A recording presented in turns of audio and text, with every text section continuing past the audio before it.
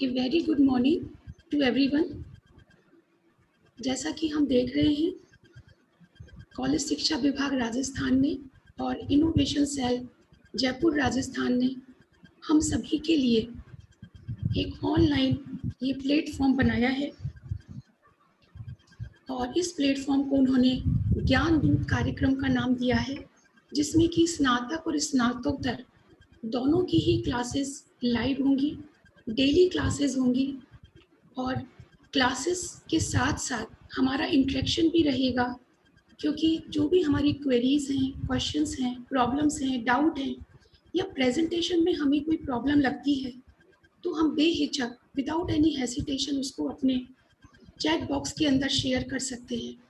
तो ये सुविधा भी हमको कॉलेज शिक्षा विभाग द्वारा दी गई है और वो जो हमारी प्रॉब्लम्स हैं जो हमें लग रहा है कि हमारी सॉल्व हो तो हम बेहतर समझ पाएंगे, तो उनको जो हम सॉल्व, जब हम बॉटनी की बात यहाँ पर कर रहे हैं तो 20 जून को इसी समय पर सारी प्रॉब्लम्स जो आप अभी हमारे जो 6 लेक्चर बॉटनी के होंगे उनकी हम समीक्षा करेंगे। तो जैसा कि हमें पता है, हम बॉटनी का से रिलेटेड ही लेक्चर सुनने वाले हैं। तो ब्रायोफाइट्स मैंने टॉपिक लिया है आज का और इसका आज हम इंट्रोडक्शन देखेंगे। और ये जो इंट्रोडक्शन है ये हमको यूजी क्लासेस या पीजी क्लासेस जहाँ पे भी हम बॉटनी पढ़ते हैं ज़रूरत पड़ती ही है। उसके साथ साथ अगर हम कॉम्पिटिटिव एग्जाम्स में जाते हैं तो भी हमें इन छोटी छोटी चीज़ों के बारे में पता होना चाहिए और हम उसमें फिर अच्छे से इसको अप्लाई कर पाते हैं।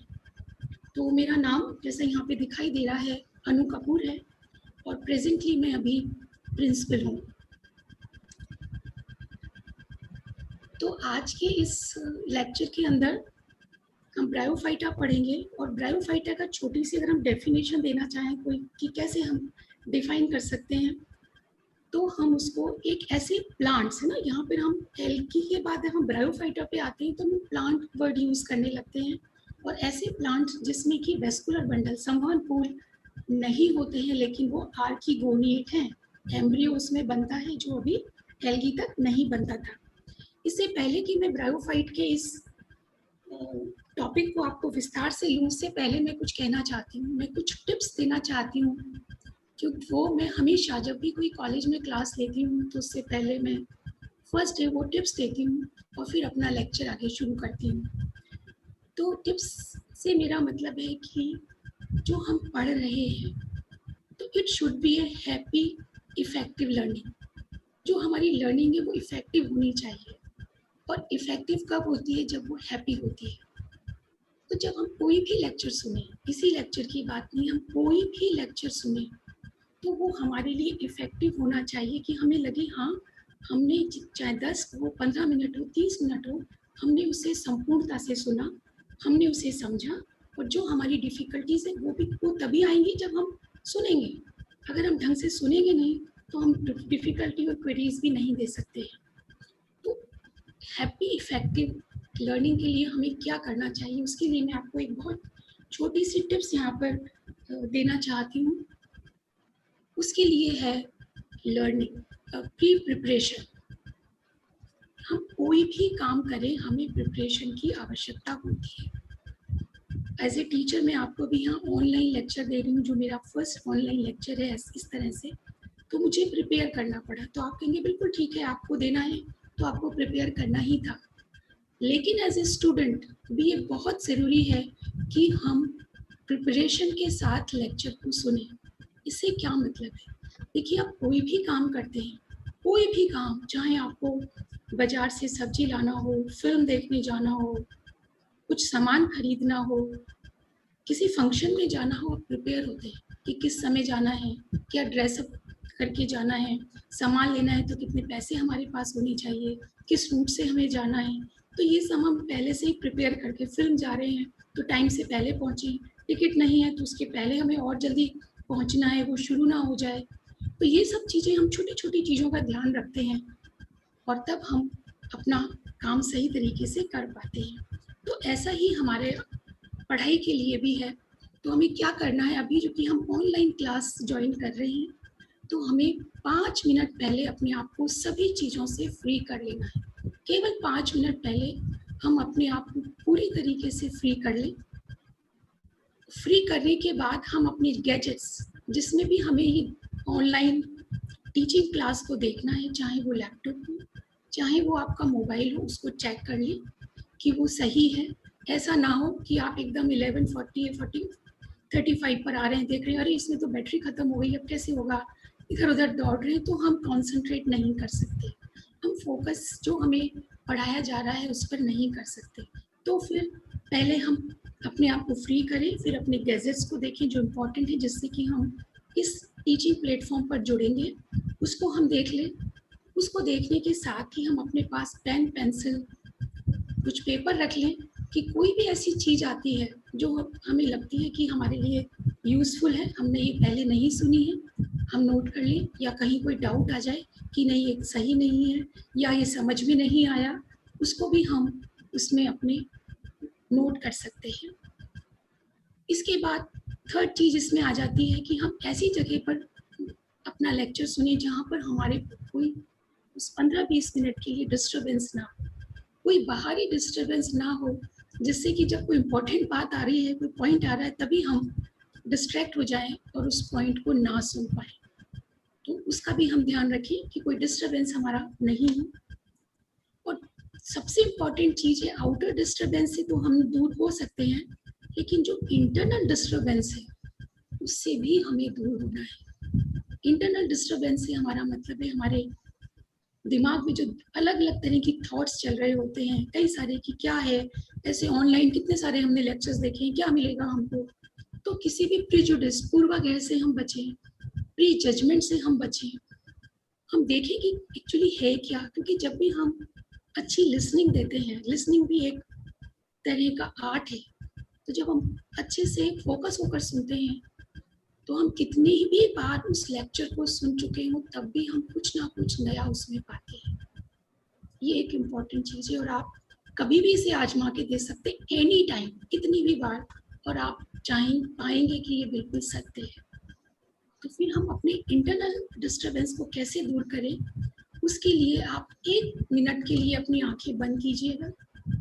आंखें बंद करके अपने अंदर झांकिएगा, अपने स्वयं को देखिएगा और स्वयं से ही ये संकल्प लीजिएगा, ये प्रतिज्ञा कीजिएगा, ये प्रण कीजिएगा कि अभी हम जो भी काम करने जा रहे हैं, ये लेक्चर सुनने जा रहे हैं, उसमें हम अपना पूरा फोकस देंगे, 100% हम अपना ध्यान उस तरफ रखेंगे, उसमें जो भी हमको उससे लाभ मिलना चाहिए उसे 100% लेंगे। अपने आप से संकल्प आप इसे करेंगे और कोई भी डिस्टरबेंस होगा उसको हम अपने ऊपर हावी नहीं होने देंगे। जब आप अपने आप से ही प्रतिज्ञा कर लेंगे तो आप देखेंगे कि आप में एक दृढ़ निश्चय, दृढ़ता आएगी और आप पाएंगे कि आपका दिल और दिमाग दोनों खुल गया है। एक अच्छा सा फीलिंग आपके अंदर आएगी, एक अच्छा एटमॉस्फेयर आपके चारों तरफ बन जाएगा।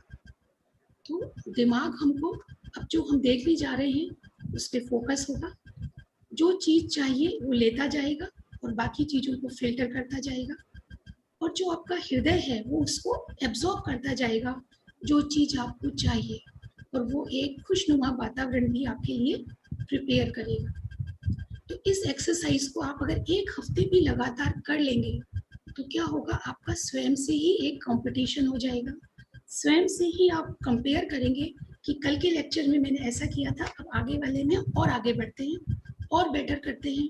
तो आप विश्वास करिए, हर दिन आप फिर नए लेक्चर के लिए इंतज़ार करेंगे, पहले से ही प्रिपेयर होके बैठेंगे और आप पाएंगे हर दिन जो आपकी सुनने की कैपेसिटी है, आपकी एब्जॉर्ब करने की कैपेसिटी है, वो बढ़ती जा रही है और ये आपके अंदर एक खुशनुमा वातावरण बनाएगी। So I am wishing all the listener जो इस समय इस प्लेटफॉर्म पर हैं कि डू योर बेस्ट, अपना 100% दीजिए, जरूर आउटपुट आएगा। ऐसा नहीं होता है कि जब हम पूरे दिल और दिमाग से कोई चीज़ करें और उसका रिजल्ट पॉजिटिव ना आए। So again wishing you all the best. अब हम आते हैं इस टिप के बाद हमारे इस वनस्पति जगत पर। जो वनस्पति किंगडम है, जो प्लांट्स का किंगडम है, हम बहुत लकी हैं कि हम ये बॉटनी पढ़ रहे हैं और हमें प्लांट्स के बारे में पता है। तो प्लांट का जो किंगडम है वो हमें बहुत कुछ सिखाता है। इसमें मैं दो चीज़ें ही खाली शेयर करना चाहूँगी, क्योंकि एज ए बॉटनी ये हमारी रिस्पॉन्सिबिलिटी है कि हम प्लांट्स को अच्छे से देखें, उन्हें समझें और उनसे सीखें। तो सबसे पहला जो लेसन हमको प्लांट्स देते हैं वो होता है देने का। वो हमें सिर्फ देते हैं। और अभी इस पेंडेमिक के समय में हम सब लोगों ने देखा है, हम सब लोगों एक तरह से उस चीज को देखकर हमारे मन में दुख रहा है, तड़प रही है कि किस तरह से ऑक्सीजन की कमी की वजह से कितनी सारी दिक्कतें आई, कितने सारे लोगों की मौत हो गई कि उनको ऑक्सीजन ही नहीं मिली। और हम सब जानते हैं कि जो ग्रीन प्लांट्स हैं, जो पार्ट है, केवल उनके पास ही ये क्षमता है कि वो फोटोसिंथेसिस के जरिए ऑक्सीजन हमें प्रोवाइड करते हैं। और जितने ज़्यादा प्लांट्स होंगे ऑक्सीजन उतनी मिलेगी। तो वो हमें ये कह रहे हैं कि हमें डिस्ट्रॉय मत करो, हमें संभाल के रखो, हमारी रिस्पेक्ट करो, क्योंकि सब जीवन उसी का है। मतलब हम पानी के बिना कुछ घंटे रह सकते हैं, खाने के बिना कुछ दिनों तक रह सकते हैं, पर सांस के बिना हम कुछ क्षण भी नहीं रह सकते। हमने ये भी सुना था टीवी में कि 1-2 मिनट के लिए भी प्लांट बंद हो गया ऑक्सीजन का तो डेथ्स हो गई। तो ये भी हमारी बहुत बड़ी जिम्मेदारी एज ए बॉटनिस्ट, जब हम इन लेक्चर्स को सुन रहे हैं, कि हम अपने आसपास के प्लांट्स को ग्रो करने दें, उनको वो सारा एटमॉस्फेयर दें जिससे वो फल फूल सके, क्योंकि वो हमें सिर्फ देते हैं। तो ये बहुत इम्पोर्टेंट है कि हम अपने नेचर को कंजर्व करें, एनवायरनमेंट को बचाएं, और वो नहीं बच रहा उसका ही ये फल है जो हम भुगत रहे हैं। दूसरी चीज जो इन वनस्पति शास्त्र से जुड़ी हुई है, पेड़ों से जुड़ी हुई है, वो है अडप्टेशन, ढालना।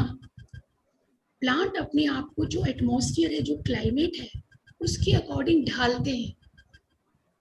एटमॉस्फेयर को नहीं बदलते, उसका इंतजार नहीं करते, तब तक जीवित नहीं रहेंगे, क्योंकि वो एक जगह खड़े मूव नहीं कर सकते। तो हमारे लिए बहुत बड़ा लेसन है कि हम ऐसे समय में जब कुछ नहीं बाहर निकल पा रहे, तो ये समझ के हताश और निराश होकर ना बैठ जाएं कि अब क्या हो सकता है, क्या करें, फ्रस्ट्रेट ना हो। जो हमारा समय है, या तो हमारे पास इतनी क्षमता हो कि हम उसे बदल दें, और अगर नहीं है तो हम उस समय के अनुसार अपने को ढालें, उसके अनुसार बने, उस सिचुएशन को एक्सेप्ट करें और उसमें जितना अच्छा हो सकता है वो हम करें। और उसी डायरेक्शन में ये लेक्चर्स हमारे पास हैं, जो हमारे कमिश्नरेट हायर एजुकेशन और इनोवेशन सेल राजस्थान ने बहुत मेहनत के साथ एक अभिनव प्रयोग के साथ हमारे सामने प्रस्तुत किए हैं।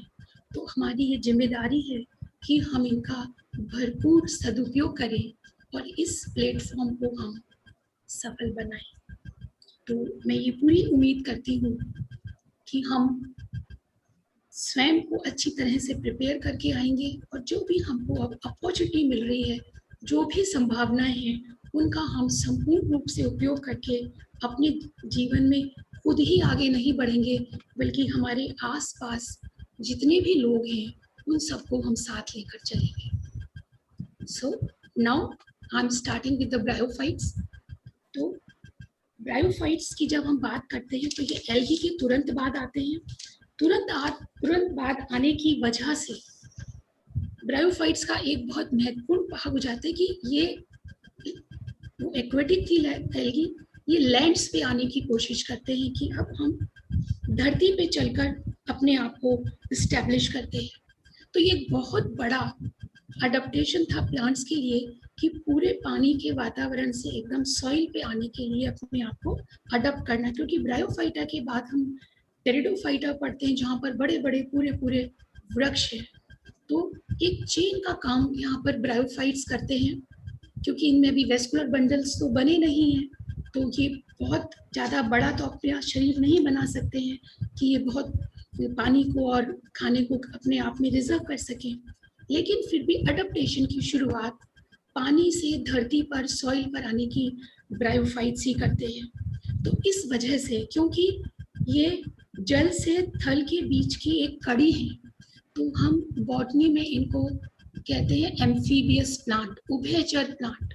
तो ये कई बार कॉम्पिटिटिव एग्जाम में क्वेश्चन आता है कि उभयचर प्लांट्स क्या है, तब वहां पर हम इन ब्रायोफाइट्स का नाम लेते हैं कि ये उभयचर हैं, क्योंकि ये जल और थल, इनमें दोनों के गुण पाए जाते हैं और ये दोनों प्लांट्स के बीच में एक कड़ी का काम करते हैं। और हम बहुत कम एक्चुअली ब्रायोफाइट्स के जो फादर ऑफ ब्रायोफाइट है उनके बारे में जानते हैं। तो फादर ऑफ ब्रायोफाइट जो थे वो एक जर्मन बॉटनिस्ट थे, जोहान हेडविग, JOHANNEHEDWEG, हेडविग। इन्होंने मॉसेस पे बहुत सारा काम किया था और पहली बार ब्रायोफाइट्स की संभावना के बारे में हमको बताया था। तो ब्रायोफाइट्स कैसे दिखाई देते हैं, है ना, क्योंकि ये धरती पे सबसे पहले आना शुरू करते हैं। तो जो इनका बॉडी है वो पहले ऐसी होती है कि वो धरती से चिपकी हुई होती है, जड़ तना पत्ती में हम इसको डिफ्रेंशिएट नहीं कर सकते हैं। और मोटे तौर पर जब हम ब्रायो पर, एक और इम्पॉर्टेंट बात मैं यहाँ कहना चाहूँगी कि हम साइंस जब पढ़ते हैं तो जो शब्द है उसी में उसका अर्थ छुपा हुआ होता है, तो हमें रटने की जरूरत नहीं होती। एक बार हमने अच्छे से समझ लिया कि ये क्या वर्ड है, तो हम उसका डिस्क्रिप्शन आराम से दे सकते हैं। जैसे कि अभी यहाँ ब्रायोफाइट वर्ड है, इसको भी हम बहुत अच्छे से समझ सकते हैं। ब्रायो का मतलब होता है मॉसेस। मॉसेस ब्रायोफाइट की जो एडवांस स्टेज है, एडवांस प्लांट से वो कहलाते हैं, जिसके अंदर हम जड़ा तन पत्ती टाइप की चीजें देखना शुरू करते हैं। वो अभी पूरे जड़ तना पत्ती बने नहीं है, पर उन जैसे दिखने की वो कोशिश कर रहे हैं, तो वो मॉसेस इसकी हायर प्लांट्स के अंदर एडवांस फॉर्म्स में आते हैं। तो ब्रायो का मतलब होता है मॉसेस और फाइट्स का मतलब प्लांट। ऐसे प्लांट जो मॉसेस के रूप में हैं ब्रायोफाइट्स कहलाते हैं। फिर अब हम यहाँ पे डायग्राम में देख रहे हैं, हमें 3 तरह के ग्रुप्स के प्लांट्स यहाँ पे दिखाई दे रहे हैं, लिवरवर्ट्स हैं, हॉर्नवर्ट्स और मॉसेस, राइट। यहाँ पर भी हम नाम से इनको बहुत अच्छे से समझ सकते हैं। लिवर और वर्ट, लिवर का मतलब यकृत, जो हमारा लिवर है। तो ये जो प्लांट्स हैं ये देखने में लिवर के जैसे दिखाई देते हैं। यहाँ पर एक उदाहरण मार्केंशिया का दिया गया है, हेपेटोकॉक्सिडा ग्रुप के अंदर ये आते हैं। और आप ये देख सकते हैं कि यहाँ पर नीचे जो ये थैलस नुमा बॉडी है, जैसे एक पत्ता नीचे जमीन पर बिछ गया हो हरे रंग का, तो लिवर जैसी बॉडी इनकी दिखाई देती है। और ये सारे थैलस के फॉर्म में ही, क्योंकि लिवर जैसा है तो ये धरती पर ही ग्रो करते हैं, जमीन से सटकर, प्रोस्टेट ही इनकी बॉडी होती है। और थैलस नुमा ये इन प्लांट्स की जो हेपेटोकॉक्सिडा में आती है, रिक्शिया मार्केंशिया, जनरली हम ये 2 प्लांट्स इसके अंदर पढ़ते हैं। मार्केंशिया का यहाँ पर ये दिखाया गया है, क्योंकि रिक्शिया काफी छोटा सा होता है इतना, और मार्केंशिया की बॉडी थोड़ी सी टफ होता है जो इसका थैलस है, तो हम इसे अच्छे से देख पाते हैं। तो जब वो पूरी तरह से ग्रो कर जाता है और मॉइस्ट जगह पर ये ग्रो करता है। फिर दूसरा जो इसका ग्रुप हमको दिखाई दे रहा है, हॉर्नवर्ट्स। हॉर्न का मतलब होता है सींग। किसी भी जानवर का जो सींग होता है, स्पेशली हम राइनोसर के सींग को देखें तो उस तरह का लंबा सा सींग। तो यहाँ पे जो ये एग्जाम्पल एंथोसिरस का दिया है, इसका जो कैप्सूल होता है, जो स्पोरोफाइट होता है, वो ये सींग की तरीके से दिखाई देता है। तो इसलिए ऐसे जो ग्रुप्स हैं, इंडिविजुअल्स हैं, मेंबर्स हैं ब्रायोफाइटा के, जिनमें इसका स्पोरोफाइट सींग की तरह से दिखाई देता है, और ये एंथ्रोसिरोटॉप्सिडा ऑर्डर के अंदर आता है। तो ये हॉर्नवर्ट्स हम इनको यहाँ पर बोलते हैं। और इनका जो मेन प्लांट बॉडी है वो काफ़ी थिन और पतला होता है, मार्केंशिया की तरह बड़ा फैला हुआ नहीं होता है। थैलस फॉर्म में ही ये भी मिलता है, लेकिन इसका नाम इसके बीजाणु भिद स्पोरोफाइट के नाम पर जो कैप्सूल बनता है उस पर दिया गया है। फिर थर्ड यहाँ पे हमें दिखाई दे रही है मॉसेस। मॉसेस इसका एडवांस फॉर्म है ब्रायोफाइटा की, जहाँ पे लीफ लाइक, स्टेम लाइक और रूट लाइक स्ट्रक्चर्स बनने लगते हैं। क्योंकि हम इनको ट्रू लीफ, ट्रू स्टेम और ट्रू रूट नहीं कह सकते। क्यों नहीं कह सकते हैं? क्योंकि इनमें वेस्कुलर बंडल नहीं बने हैं। तो जब तक वेस्कुलर बंडल नहीं है तब तक हम उनको ट्रू रूट, स्टेम और लीफ के अंदर नहीं पढ़ते हैं। इस तरह से इनको क्लासीफाई यहाँ पर किया गया है। फिर क्वेश्चन आता है कि जो हम यहाँ पर देख रहे हैं, अगर हम नेचर में देखने जाएं तो इन्हें हम कहाँ से कलेक्ट कर सकते हैं?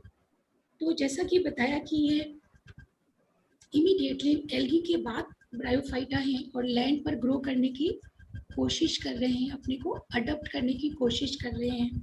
तो जो इसकी लोअर क्लासेस हैं, लोअर मेंबर्स ब्रायोफाइटा के हैं, ये सारे जहाँ पर थोड़ी नमी हो, मॉइस्ट हो, वहाँ पर मिलते हैं, जहाँ थोड़ा गीलापन हो और बहुत तेज धूप ना आती, थोड़ी शेडी एरिया हो, बड़े प्लांट्स हों और उनके नीचे नमी जहाँ पर साल भर बनी रहती हो, वहाँ पर ये प्लांट्स ग्रो करते हैं। तो अगर हमें इन्हें कलेक्ट करने जाना है तो ऐसी जगह पे जाना पड़ेगा जहाँ बहुत गर्मी नहीं होती हो, एकदम एरिड कंडीशंस ना होती हो, थोड़ा सा नमी मिट्टी के अंदर और एटमॉस्फेयर के अंदर बना रहता हो।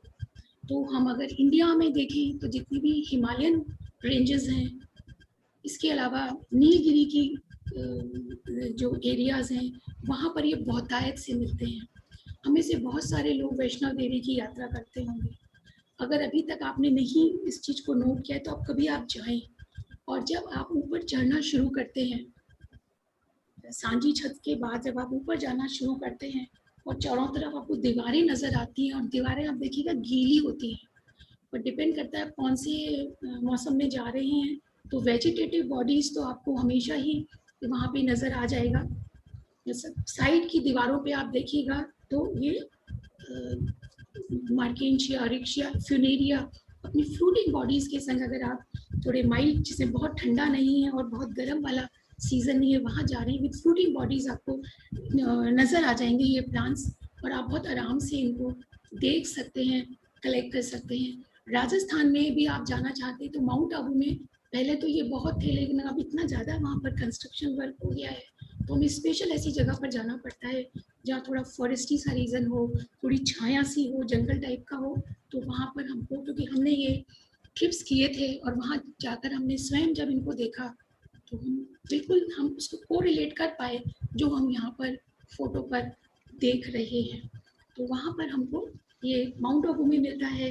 फिर इसके अलावा उदयपुर भी काफ़ी झीलों वाली लग रही है, मिल जाता है। सीकर, पाली, मेनाल, भीलवाड़ा की बात करें तो वहाँ पर भी हम इनको देख सकते हैं, और रेनी सीजन्स में ये हमको बहुत आसानी से मिल जाते हैं।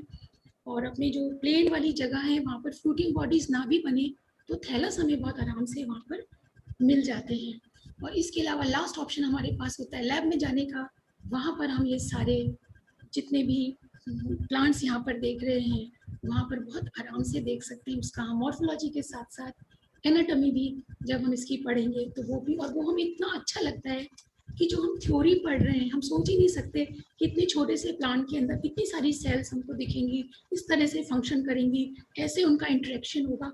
तो बहुत अच्छा लगता है बच्चों, मान के चलिए पढ़ाई बहुत इंटरेस्टिंग है। और साइंस जब पढ़ते हैं तो ये एक सच्चाई पढ़ रहे होते हैं, हम कोई फिक्शन नहीं पढ़ रहे होते हैं, तो बहुत इंटरेस्ट आता है। इसलिए जब आप अपनी टिप्स करें तो उसमें आप ये भी एक थॉट दे के चलिएगा, हम कुछ ऐसा देखने जा रहे हैं जो सचमुच होता है, और वो सचमुच हम देख सकते हैं।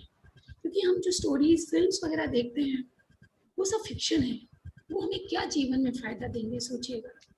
तो ये हमें, जब हम इंटरेस्ट के संग पढ़ेंगे तो हमारी मन ही नहीं करेगा उनको देखने का, हम इसमें इतना डूब जाएंगे। और जब डूबेंगे तो आप समझ सकते हैं हम कितने अच्छे के साथ, सीधे के साथ इसको लेंगे। और हम जो टीचर्स आपको पढ़ा रहे हैं, आप तो अब नए बच्चे हैं, यानी कहाँ से लिटरेचर देखते हैं, हमको भी आप गाइड करेंगे कि मैडम आपने तो कल इतना ही पढ़ाया, इसमें तो अब ये भी आ गया है। तो हमें कितना अच्छा लगेगा कि हमारे स्टूडेंट्स हमको भी बता पा रहे हैं कि इसमें और ज़्यादा ये चीज़ें आ गई हैं, हम तो जो अभी तक हमारे संग आ रहा है उसको ही हम बता पा रहे हैं। तो ये हमने थैलस की बात करी, और जो ये थोड़े से जो प्लांट्स अब मॉस वाले हैं, ये तो जमीन से प्रोस्ट्रेट कंडीशन में ही रहते हैं, चिपके हुए रहते हैं। लेकिन जो फिनेरिया वाले प्लांट है ये छोटे से बहुत ज़्यादा कुछ मिलीमीटर से कुछ सेंटीमीटर तक ही इनकी हाइट होती है, क्योंकि इतना ही पानी ये कैपिलरी एक्शन से पहुंचा सकते हैं ऊपर की जो पत्ती लाइक और जो स्टेम है जिसे एक्सेस बोलते हैं। और जो रूट यहाँ पर है उनको हम रूट शब्द ना दे करके राइजॉइड एक वर्ड है वो बोलते हैं, राइजॉइड्स, रूट ना कह करके राइजॉइड। आभासी मूल, आभासी का मतलब होता है जो देखने में तो है पर असली में नहीं है, तो हिंदी में बड़ा अच्छा शब्द है आभासी मूल, देखने में है लेकिन असल में वो नहीं होती है।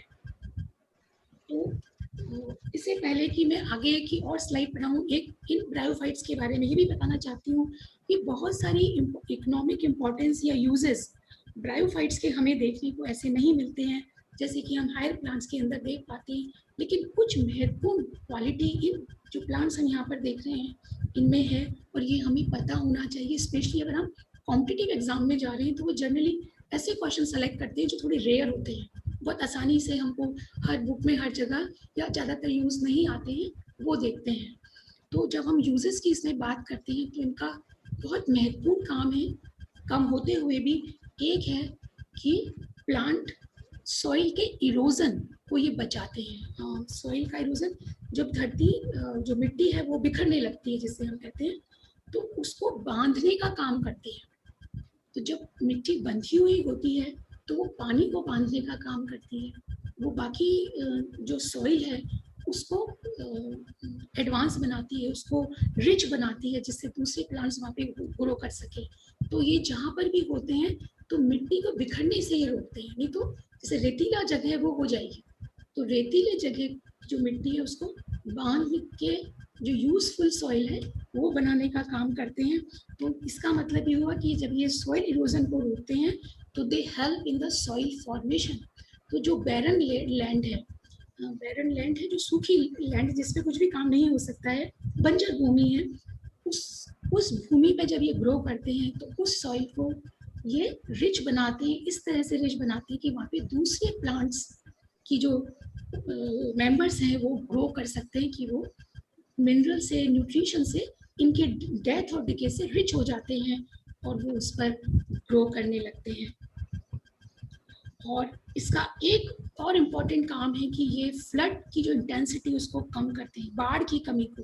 क्यों? क्योंकि इनमें वाटर को एब्जॉर्ब करने की क्षमता बहुत होती है। देखिए अडप्ट कर रहे हैं, मैं फिर आपको बोल रही हूँ, पानी से जमीन पर आए हैं, तो इसलिए जब भी नमी होती है, जब ज़्यादा नमी होती है, ये उस पानी को अपने अंदर सोख लेते हैं।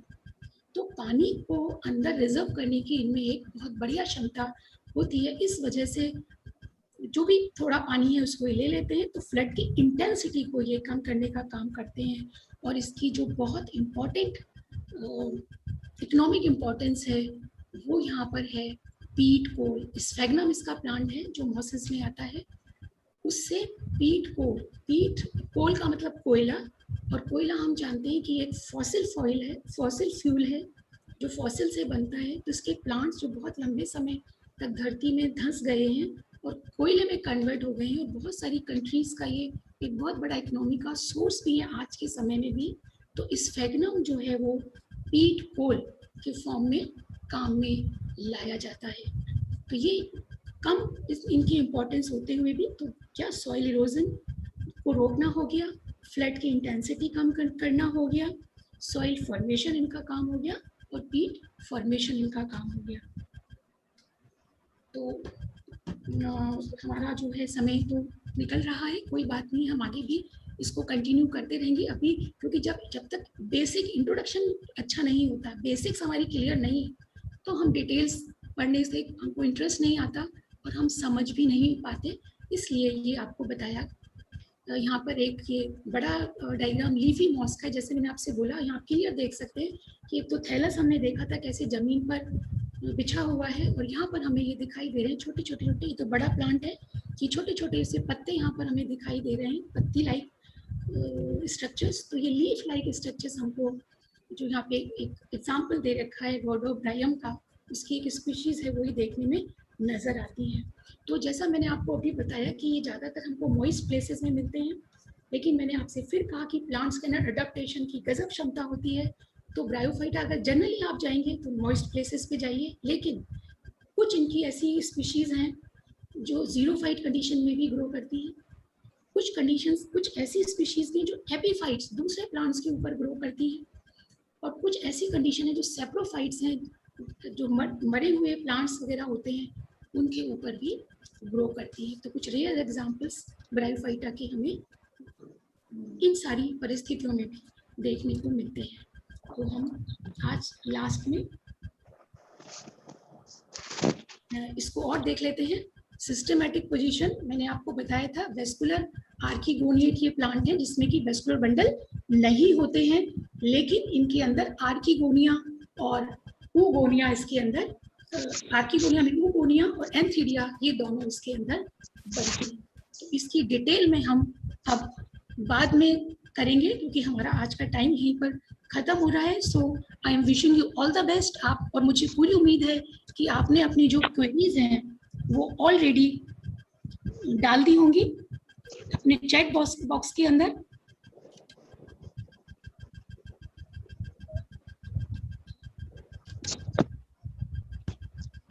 और वो हम बिल्कुल समय पर देख लेंगे। तो मैं आप सभी लोगों का जिन्होंने भी हमारा अभी ये प्रोग्राम सुना है हृदय से धन्यवाद करती हूँ, और पूरी उम्मीद करती हूँ कि आपको सुनना अच्छा लगा होगा और आप और अच्छे प्रिपेयर होकर के खुश मन से, खुश हृदय से सारे जितने भी लेक्चर्स आप सुन रहे हैं वो सुनेंगे।